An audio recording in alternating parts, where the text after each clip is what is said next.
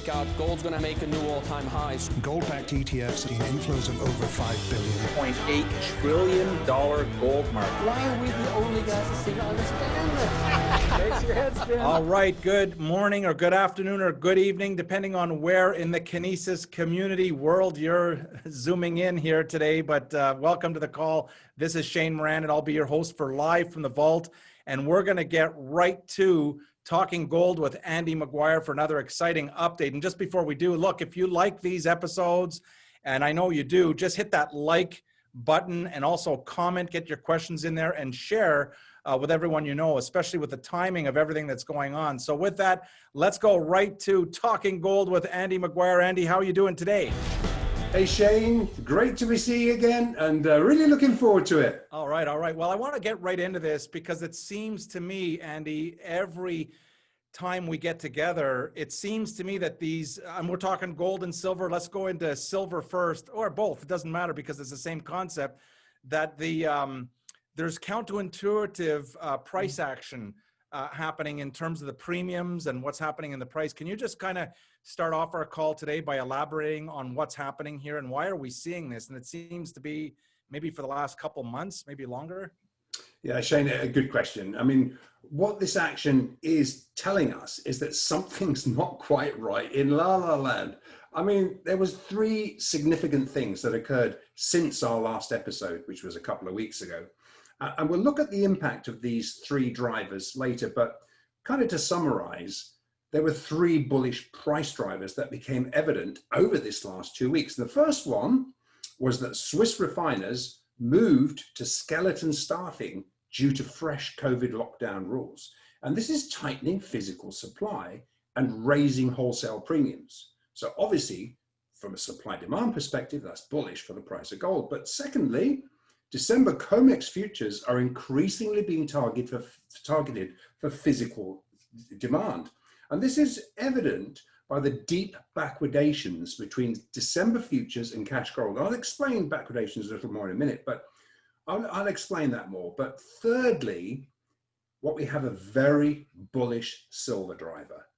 Now this is going to interest people because we have another major Comex market maker, Standard Chartered Bank, which is India's largest international bank, is competing with JP Morgan to buy up as much refined wholesale 1,000-ounce bar silver as is on offer.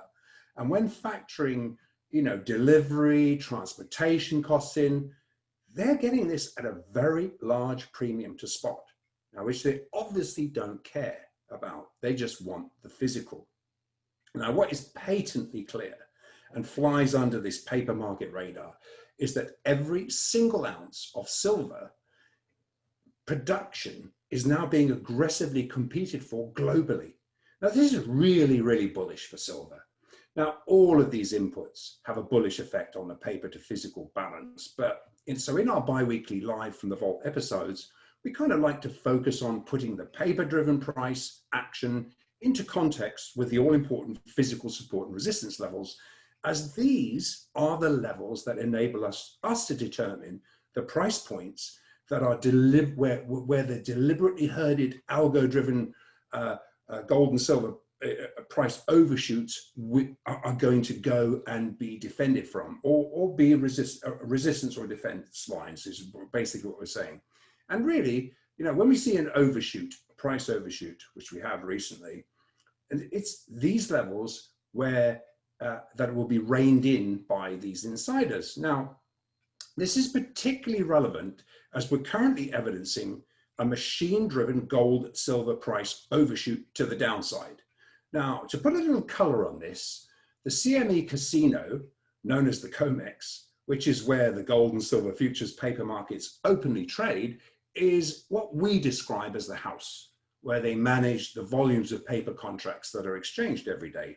Now, the CME is a self-regulated organization reporting to the CFTC regulators. Now, this reporting is sketchy at best, but what we really want to look at is how the CME makes the majority of its revenue by charging a fee for every trade executed. Always follow the money and you get to the story. Now, by 2010, 70% of all US trading was attributed to high frequency algorithmic trading. However, by 2013, this accelerated rapidly, and with manual, plain vanilla hedging and speculative volumes dwindling as other exchanges began competing for the physically related gold trading business, the CME greatly incentivized paper-centric algorithmic trading. And by 2020, by the beginning of this year, and exponentially more now, we estimate almost 99% of all Comex trades are now machine-driven. Now, in past webinars, we've kind of looked in detail at the various categories of Comex-related and over-the-counter algos, but in essence, the bulk of algo trading is directionally neutral in nature, with these competing machines simply trying to scalp a tick either side of the market price. However, there's a more sinister side. There is just 4 primary market-making insiders controlling the bulk of these casino chips. And it is these insiders that operate very large, high-frequency trading bots. We call them HFTs, which are designed to influence the otherwise neutral algos into a directional trade that ultimately accomplishes the house's objectives. Now, this appears to be a win for the casino and the house players, but there is a caveat to this. The casino chips traded represent physical gold and silver that are ultimately deliverable. So, given the Comex trading has now morphed into a 99% algo-driven market, the recent footprints strongly suggest that insiders have unleashed a beast that can also run out of their control as well. Now, since our last episode 2 weeks ago, based upon the deep backwardations in December gold versus the house-governed option structure, and we'll look at this in a second, it looks like price has overrun the insider comfort levels. Now, a price backwardation is where the futures price, say a December price, sells at a discount to the cash market. Now, that should make no sense because the carry cost, the storage costs, et cetera, should make that further out contract more expensive. So that tells us something. And it must never be forgotten that there is a price point that physical deliveries will be demanded, whether it's a paper market or not. And this is the disciplining factor that forces insiders to cover. In fact, we've reached a notable conundrum for house insiders following the sell side price overshoot triggered last week by vaccine hopium. This was a news dump on November the 9th at exactly 10 minutes before noon UK time. Now, these footprints became particularly evident when deep backwardations to the spot cash gold market appeared in December gold futures, coming dangerously close to triggering competing central bank and sovereign buy orders aggregated at 1,850 spot gold.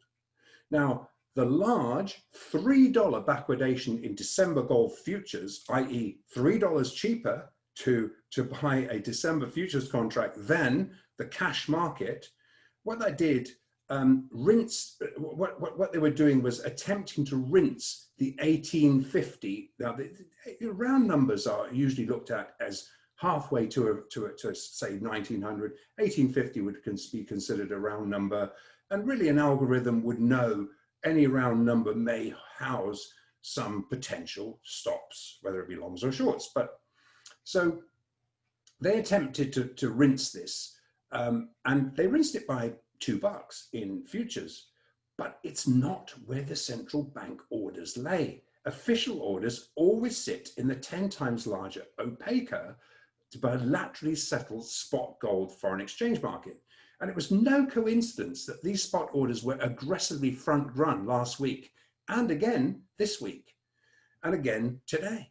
And I think what we're saying is, look, the spot market is what you should be looking at. The games are going on primarily in the futures markets. But look, these footprints evidenced, this is the over-the-counter market, they evidenced a massive bidder that suddenly appeared just above spot 1850. Notably, although futures hit 1850 and went through it by $2, spot gold never touched it. Now, it hit these what happened was this buyer hit every single offer. And this buyer appeared out of the blue, and it was not any kind of structure that you could have looked at, because somebody came in big size to defend this level.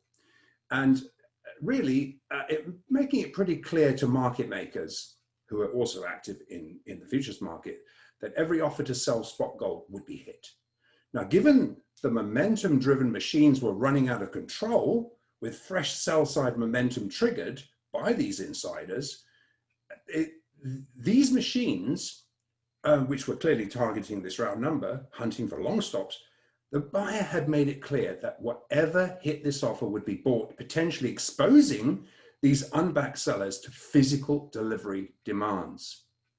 Now, given the size of the bid interest above 1850 spot, this was undoubtedly a bank directly connected to the Bank of International Settlements. These footprints are so clear. Nobody would have that kind of size to protect or to turn a strong machine-driven sell-off.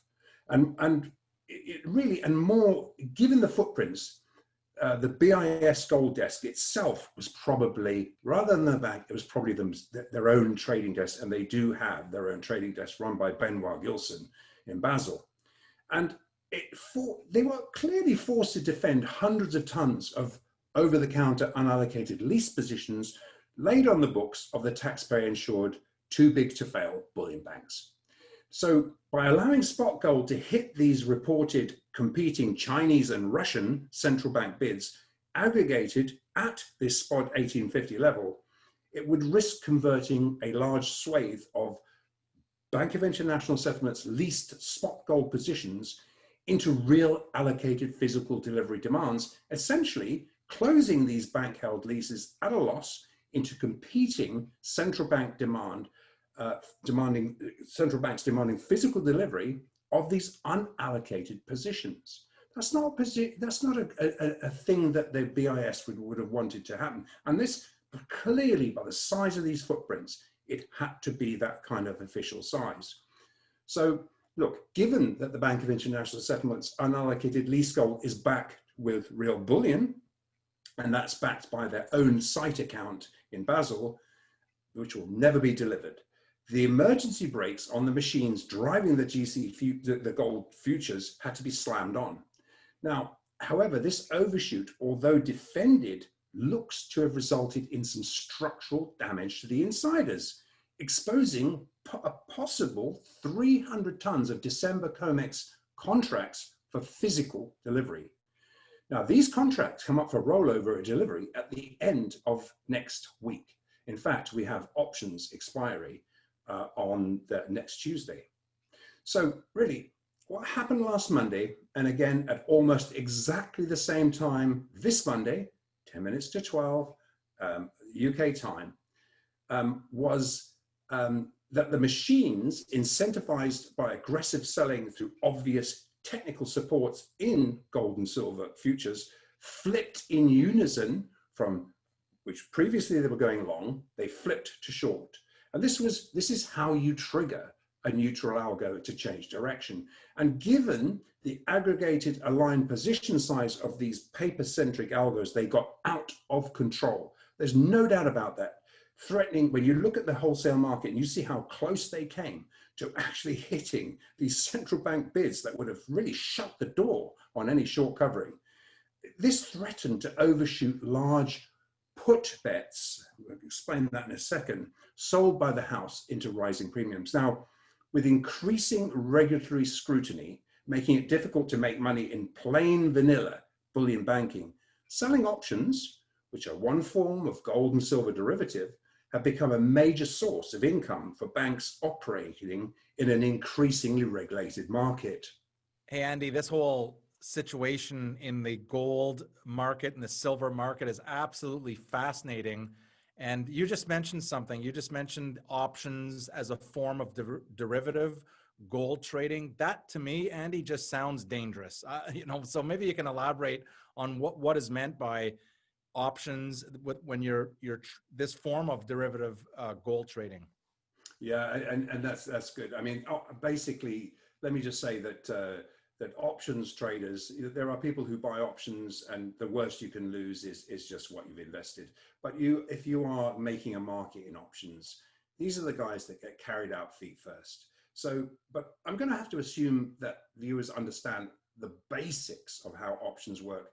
And so what it is basically an option call is a bet that's made for or against a price rising to a specific level, or conversely, an option put, which are bets made for or against a price falling to a price level. So in essence that, I mean, obviously one can look up how options work in detail. But when insiders plan a sell-off, as soon as it commences, they sell puts into a steeply rising premium. Now, obviously, if you're trying to get protection from a price that is going down and you are holding longs and you don't want to sell those longs, you would buy a put. That obviously, if there's a great demand for them because the price is falling down, the premium rises. So what the insiders do is they seek to really maximize this situation. They know they've triggered a sell-off. So what they do is then, while they're waiting to buy very cheap calls ahead of a planned price rebound, which is the other side of that trade, what they're doing is collecting enormous premiums from people who are panicking because the price is dropping.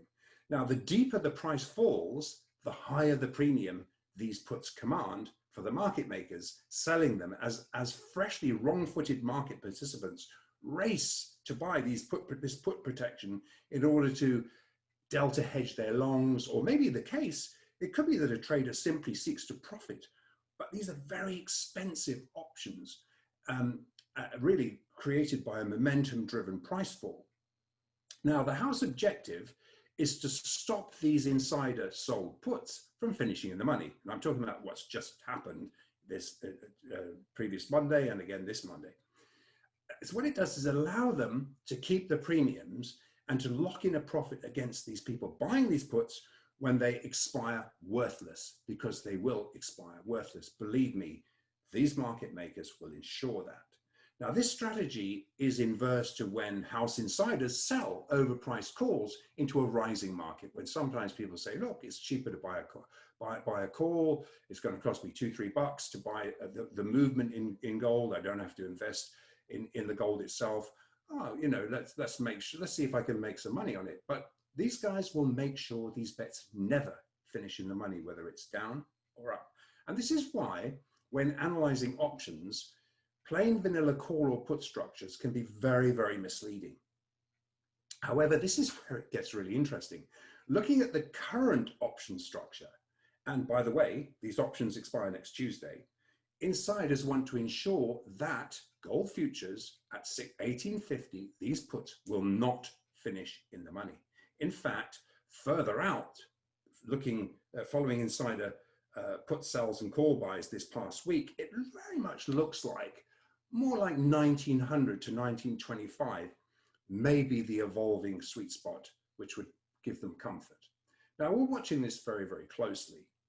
Now, overriding all of these games is the machine-driven price overshoot, which has been incentivizing European and Asian trading banks looking to fill client orders for bullion to target, what they've been doing is targeting cheaper December gold futures for delivery. Now, $2 below spot, and it makes it extremely attractive to call in a GC futures contract for delivery. However, this past 2 weeks of very large $3 backwardations was a no-brainer, risk-free profit for European and Asian banks to both arbitrage these dislocations, i.e. make money from the disconnect, but also to make millions of dollars of profit while also fulfilling delivery orders. Now, it's not just a question of price, though. This is the key. Supply disruptions, fresh rationing, which we just talked about, the European refiners rationing supply, and the spot gold premiums over spot also make the Comex attractive as a source of supply. So it may be $3 below this price of spot, but if you go to buy spot, then you're still paying a premium over that price. So this is it's not just about price, though. And we continue to draw attention to the fact that orders for physical gold locked in at these backwardated prices are professionally hedged positions seeking physical delivery for the bullion that is just globally unavailable anywhere else for immediate delivery. The far cheaper price is just a bonus to this. And it's not just about price though. This is about fulfilling client physical buy orders coming from a multiple of global sources. No one wants to wait for T plus unknown delivery timeframes. That would be time plus normally 2 days. What could be extended to, depending on the size of the order, to a week, 2 weeks, 3 weeks. And there's a counterparty risk associated with that. So this would be timeframes where they're waiting for this unallocated gold purchases to be physically fulfilled. So when it comes to large order size, for example, say 100,000 ounces of gold, or that's in excess of 3 tons of physical, that would be, the real price is bilaterally settled off-grid, off-market, at far higher premiums to spot than when small lots are exchanged. So really, when we look at the fixed price, the PM fixed price in London, that really does not reflect the off-grid pricing, which will be significantly over that price. Because if somebody has physical and you want physical and you need to fill that order, there has to be a price that's mutually agreeable, and it's certainly not going to be the spot price. So, and so really, here's the other side. Comex contracts are deliverable at face value, plus perhaps maybe what, 80 cents of handling fees plus plus transportation. I mean, that is, so in other words, you start getting anything anywhere over $2 and you're going to target yourself as a delivery source. Now, so as a result of this paper trade dislocation, it's also attracting arbitrages. Now, this is a very profitable business. And the grossly divergent paper dictated price that we've evidenced for the last 9 weeks, and if you look at a chart, look at a 9-week range between COT cutoff points. Okay, you see some volatility in between, but look at every single Tuesday when these COT reports are fixed. It's almost a $1 range in silver for 9 weeks, and really a very small range in gold too. So I think these have reached, when you think about it, this has reached dangerous levels for insiders, because what's happened is they're coiling by capping into options. They're really coiling both gold and silver. And so this condition is really evident by the deep backwardations in December futures. And because every time gold dips anywhere close to major support, that was carved out in September at 1851 gold futures, we see these backwardations starting to increase and make it very, very profitable for somebody to take Comex deliveries. So if the House wants to try and stop continued fresh demand for their December futures to be targeted for delivery, they'd be really wise to raise the futures price into spot to curb this extremely attractive discount to spot. And we saw this effect starting to creep in last Friday. In fact, we would not be surprised to evidence December futures to trade at a premium to spot to halt this trade. Now, the upcoming February contract is already commanding a $4 premium to spot, while December discounts have been groomed back today to around 60 to 90 cents backwardation. So it tells us these guys are playing defense. Now, this is likely an attempt to get Comex longs to roll their December futures into February, make a profit rather than take delivery. But I say, it's not just about price. So the short answer is the best form of defense for the House would be to allow the gold price to rise. However, by allowing price to rise too early ahead of options on Tuesday, they risk flipping these machines from a short bias to a long bias. And bear in mind, these can get out of control pretty quickly, which would force price above the sweet spot bet for expiry. And what we're saying here is that it's not just a one-way street, and the physical market ultimately forces discipline on the House. So it's important to remember that when we think this is just purely a rigged marking. Now, one other thing to note, although we evidence massive volumes when the directional HFT trading bots appear, in actuality, they're sucking out real market liquidity. And this is why we can evidence large bid-ask spreads when these algos trigger a turn. There is a natural question as you're going through there that came up, and I'm going to say, and by the way, where are we now? And that again is the premiums that we're seeing, that we keep on talking about. And and again, I'm going to jump in here with Kinesis, of course, because I've been, and for the last several live from the vault episodes, I've been asking people, have you found premiums? I'm talking physical gold, physical silver, that are closer to spot than Kinesis. And I still haven't found it. So that's one thing. But where are we right now today on the whole market with gold and silver and all of this?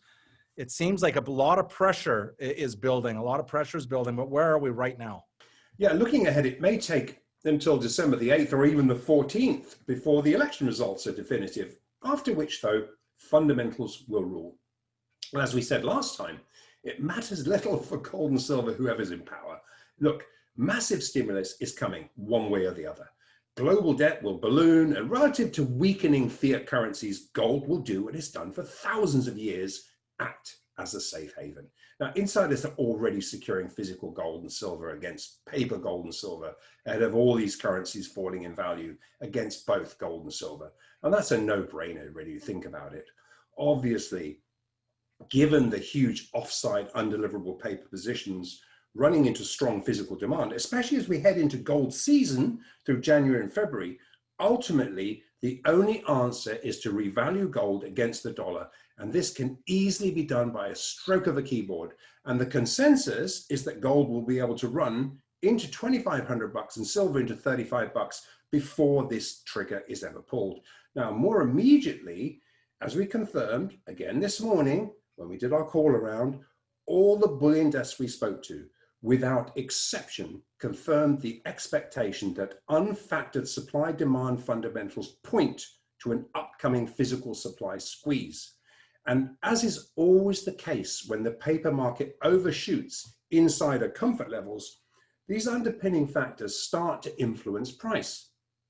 But this strongly points to the potential for the commencement of a gap close in gold and silver futures into 2020 highs, which were not made that long ago. So look, fundamental inputs have so far escaped the radar of the paper-centric machines. These are mindless machines that are led by the nose by a few insiders, up or down. As we say, though, this can get out of control. I mean, these guys are now accustomed to selling rallies, but this should offer some opportunities if the machines short-term overrun the insider option levels, which we've just talked about. And the one thing that's become clear, as a result of this vaccine hopium sell-off, we're still currently evidencing an overdone, machine-driven sell-side price overshoot.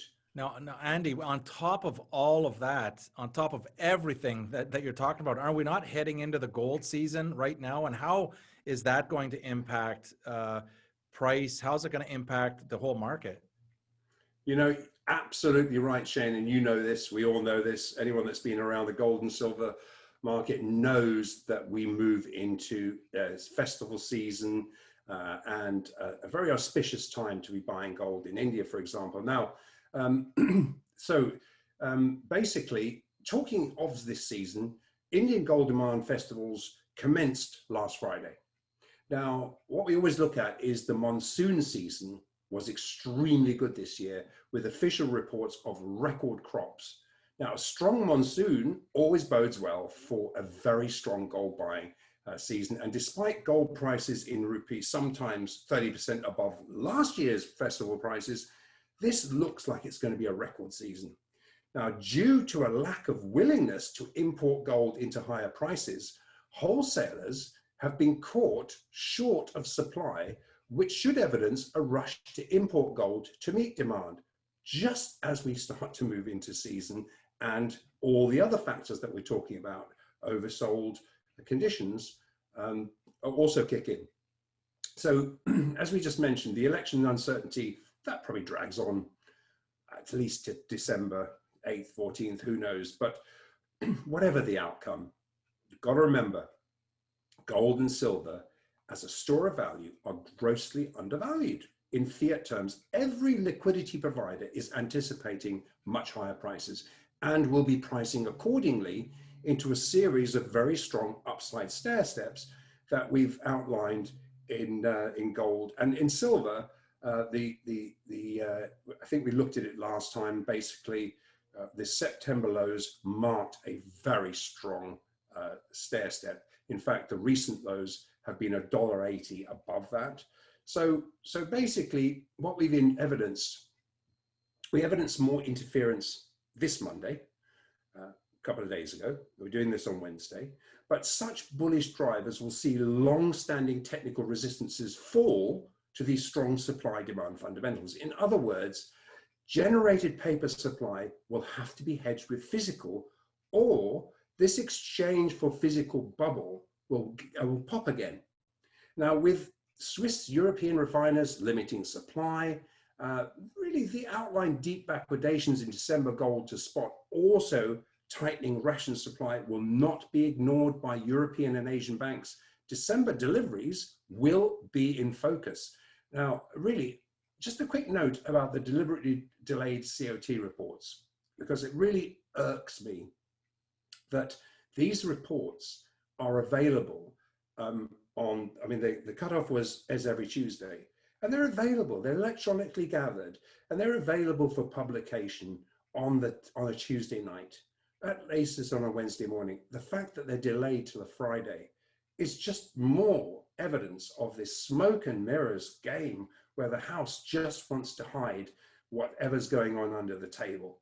Now, is that any difficult difference to a casino, except they have a 95% lose ratio and a 5% win ratio.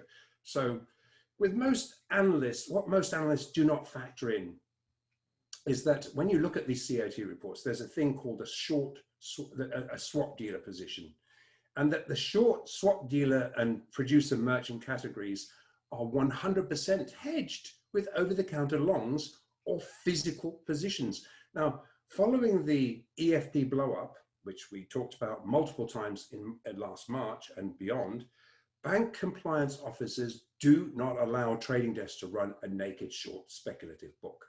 Fact. Now, the first tier market making banks make their money by leveraging position concentration, but they do not take any risk.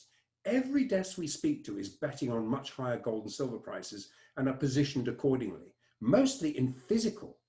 And they certainly don't want those physicals to be delivered, but they can use those physicals to short the paper market and make profit. Therefore, we see the likes of Standard Chartered and JP Morgan, as well as Goldman Sachs, cornering the Comex physical silver market. And Goldman Sachs and JP Morgan are leading the pack of first and second tier bullion banks, accruing very, very, very large size of gold as well. Now, while we've evidenced gold price headwinds, or we can call it capping if you like, into a host of these bullish drivers we've just outlined, we're seeing, as a result, we're seeing coiled conditions with gold and silver ready to break out to the upside. Now, the last 2 weeks of vaccine hopium has now been fully priced into the markets.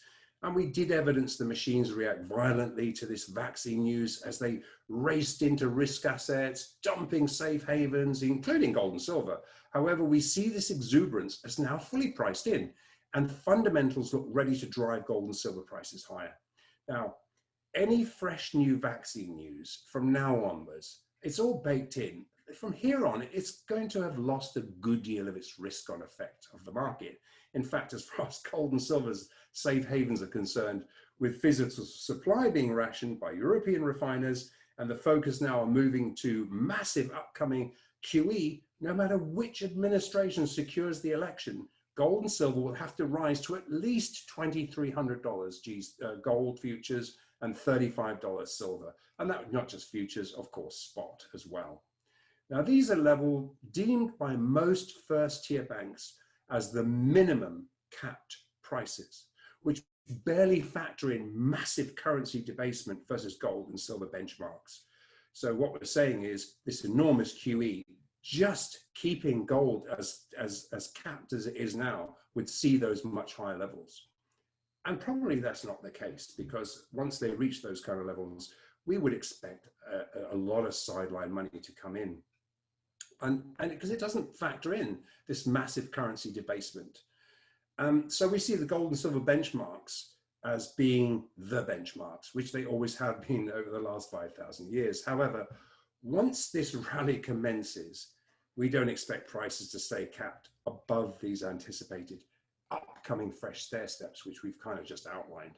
So more immediately, and I think most people want to know, well, where are we? You know, what's going to happen? Got options next week.